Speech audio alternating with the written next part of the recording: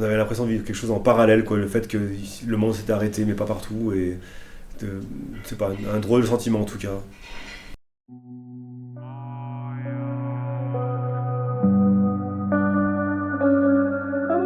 Bah, moi, de toute façon, je travaille tout le temps, donc c'est pas très compliqué, mais les tire-fesses et les télésièges arrêtés, c'est vraiment un goût, un arrière-goût de tristesse et d'amertume et tout ça.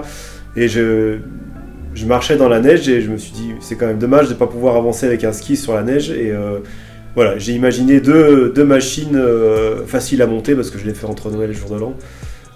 Pour pouvoir se déplacer sur la neige, il y a un monoski déjà, parce que je fais du monoski, avec une turbine centrale, donc une turbine qu'on a utilisée sur la moto volante, qui pousse à 25-30 kg, donc voilà, c'est pour pouvoir monter les pentes et avancer sur le plat sans aucun problème, et pouvoir skier après.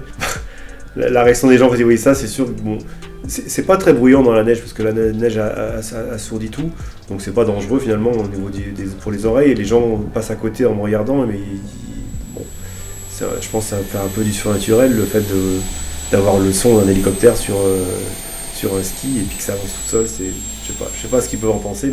Ah bah pour pilote, c'est quelque chose d'inconnu, parce que je suis monté dessus sans savoir comment ça allait réagir. Bon, il y a des gens qui l'ont déjà fait, des sacs à dos, donc ils ont mis une turbine dans le dos. Mais là, je l'ai mis directement sur le ski, et oui, c'était l'inconnu complet et je ne savais pas comment ça allait réagir. Il y a un temps de réponse qui est relativement long pour la turbine, et quand ça part de manière exponentielle. Donc c'est sûr que c'était la découverte, et en plus on tournait, donc c'était quelque chose d'un peu d'incroyable.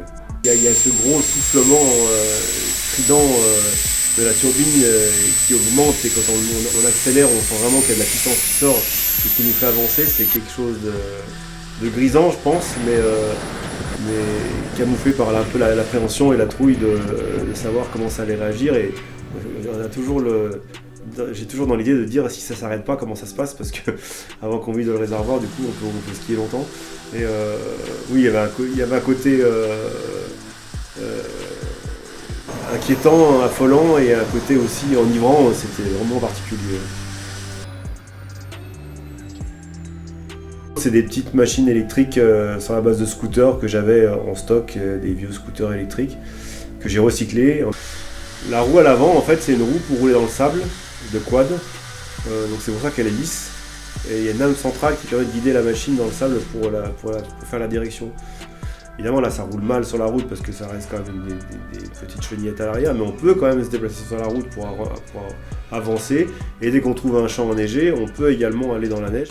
C'est juste le côté fun de l'histoire, et puis de mettre un peu d'enthousiasme pour cette nouvelle année 2021, en espérant qu'elle soit meilleure que celle passée, et puis de mettre un peu d'humour dans ce début d'année. Mais oui, c'était une vengeance en fait, une vengeance secrète, silencieuse et personnelle, de dire tant pis, je le ferai tout seul, la montée des pentes. C'est pas du travail, c'est de l'amusement en tout cas, et il y a des gros chantiers en cours, et des choses qui sont en prévision pour cette année là, qui vont être radicales. Quand on me prend pour un fou, pour moi c'est un compliment, parce que du coup c'est le côté décalé, et puis de ne pas avoir de limite dans ce que j'ai envie de fabriquer et de construire. Donc moi, qu'on me prenne pour un fou, ça me fait marrer. Mais je m'amuse en construisant des machines que j'ai dans la tête et que j'imagine, et c'est ça qui me fait vibrer. Et après, qu'on me prenne pour un fou, tant mieux.